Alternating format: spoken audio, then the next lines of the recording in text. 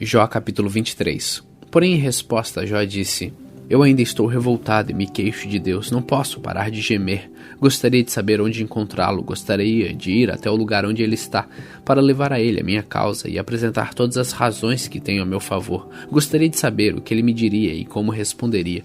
Será que Deus usaria todo o seu poder contra mim? Não, estou certo de que ele me ouviria. Sou um homem honesto e poderia apresentar a minha causa a ele. De uma vez por todas, ele me declararia inocente. Eu procuro no leste, mas Deus não está ali, e não o encontro no oeste. Então não o vejo quando age no norte ou se esconde no sul, mas Deus conhece cada um dos meus passos. Se ele me puser à prova, verá que sairei puro como ouro. Eu sigo o caminho que ele me mostra, e nunca me desvio para lado nenhum. Obedeço os mandamentos de Deus, sempre faço a sua vontade e não a minha. Deus faz o que quer. Quando ele decide fazer alguma coisa, ninguém pode impedir. Ele levará até o fim o que planejou fazer comigo, e também realizará todos os seus outros planos. Por isso eu perco a coragem na presença dele, e quando penso nisso, fico apavorado. A escuridão me deixou cego, mas é o Deus Todo-Poderoso quem me põe de medo, e não a escuridão. Jó, capítulo 24. Porque o Todo-Poderoso não marca um dia para julgar, um dia para fazer justiça aos que são dele? Há homens que mudam os marcos de divisa para aumentar as suas terras. Eles roubam ovelhas e as põem no meio das suas. Levam jumentos que pertencem a órfãos e ficam com o boi de uma viúva como garantia de pagamento de empréstimo.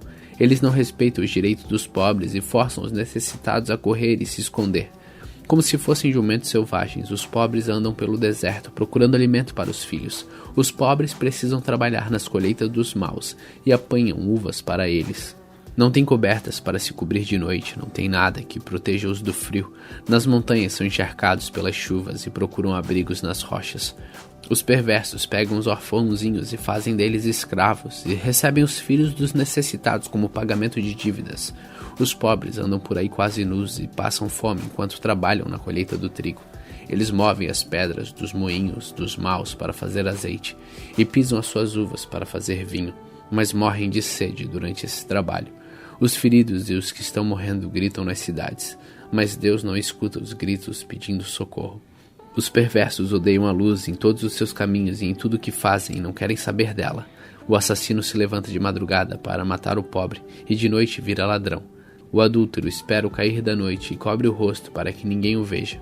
Os ladrões invadem de noite as casas, eles não saem de dia, pois não querem nada com a luz. Eles têm medo da luz do dia, mas a escuridão não os deixa apavorados. O homem mau é arrastado pela enchente. As suas terras são amaldiçoadas por Deus, e ele não volta a trabalhar na sua plantação de uvas. Como a neve se derrete no tempo seco e no calor, assim também o pecador desaparece da terra dos vivos. A própria mãe não lembra dele. Os vermes o devoram com gosto, e ele é esquecido por todos. O pecador é destruído como uma árvore que cai. Isso acontece porque ele nunca ajudou as viúvas, nem teve pena das mulheres que não podem ter filhos. Deus, com seu poder, destrói os maus.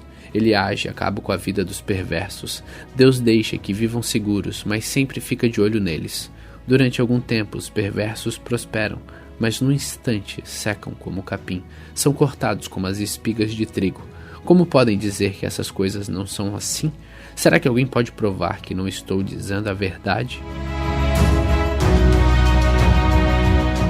Jó capítulo 25. Então Bildade da região de Sul em resposta disse: Deus é poderoso e deve ser temido. Ele faz com que haja paz no céu. Será que alguém já contou os seus anjos? Haverá alguém sobre quem a sua luz não brilhe? Pode alguém ser correto diante de Deus? Pode um simples mortal deixar de ser culpado? Para Deus até a lua não tem brilho e as estrelas têm defeitos. Quer dizer então do ser humano esse inseto? Que valor tem esse verme para Deus?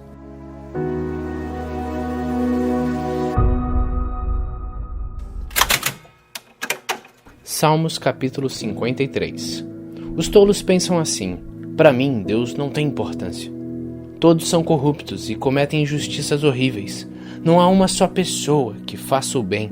Lá do céu, Deus olha para a humanidade a fim de ver se existe alguém que tenha juízo, se existe uma só pessoa que o adore.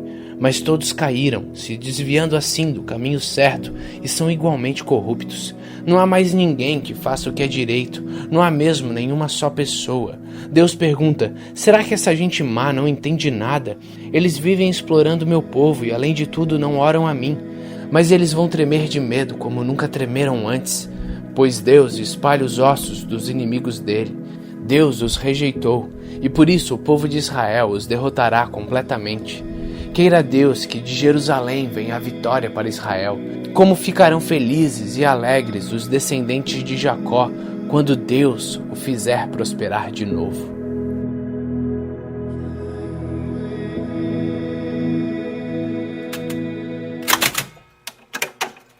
Lucas capítulo 17.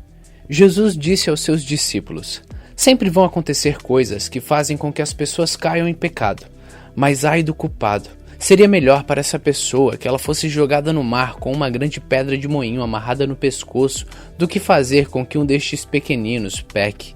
Tenha cuidado. Se o seu irmão pecar, repreenda-o. Se ele se arrepender, perdoe. Se pecar contra você 7 vezes num dia e cada vez vier e disser, me arrependo, então perdoe. Os apóstolos pediram ao Senhor, aumente a nossa fé. E ele respondeu: se a fé que vocês têm fosse do tamanho de uma semente de mostarda, vocês poderiam dizer a esta figueira brava: arranque-se pelas raízes e vá se plantar no mar, e ela obedeceria. Jesus disse: façam de conta que um de vocês tem um empregado que trabalha na lavoura ou cuida de ovelhas. Quando ele volta do campo, será que você vai dizer: venha depressa e sente-se à mesa? Claro que não. Pelo contrário, você dirá: prepare o jantar para mim. Põe um avental e me sirva enquanto eu como e bebo. Depois você pode comer e beber. Por acaso o empregado merece agradecimento porque obedeceu às suas ordens? Assim deve ser com vocês. Depois de fazerem tudo o que foi mandado, digam: somos empregados que não valem nada porque fizemos somente o nosso dever. Jesus continuava viajando para Jerusalém e passou entre as regiões de Samaria e da Galileia. Quando estavam entrando num povoado, 10 leprosos foram se encontrar com ele. Eles pararam de longe e gritaram: Jesus, mestre, tenha compaixão de nós. Jesus os viu e disse: vão e peçam aos sacerdotes que examinem vocês. Quando iam pelo caminho, eles foram curados. E quando um deles, que era samaritano, viu que estava curado, voltou louvando a Deus em voz alta, ajoelhou-se aos pés de Jesus e lhe agradeceu. Jesus disse: os homens que foram curados eram 10.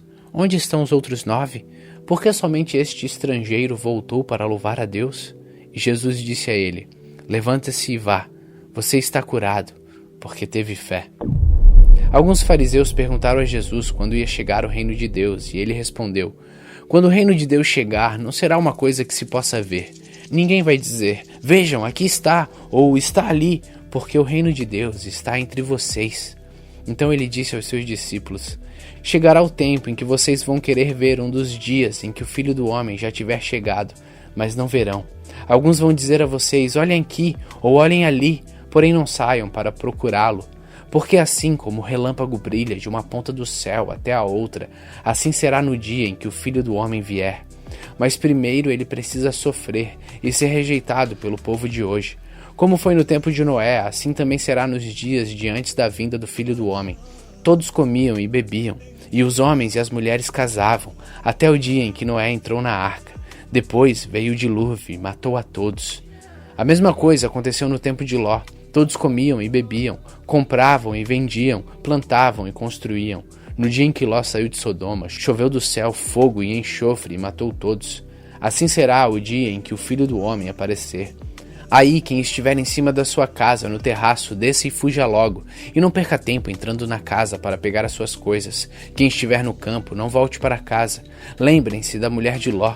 A pessoa que procura os seus próprios interesses nunca terá a vida verdadeira, mas quem esquece a si mesmo terá a vida verdadeira. Naquela noite, 2 pessoas estarão dormindo numa mesma cama. Eu afirmo a vocês que uma será levada e a outra deixada. 2 mulheres estarão moendo trigo juntas. Uma será levada e a outra deixada. Naquele dia, 2 homens estarão trabalhando na fazenda. Um será levado e o outro deixado. Então os discípulos perguntaram: Senhor, onde vai ser isso? Ele respondeu: onde estiver o corpo de um morto, aí se ajuntarão os urubus.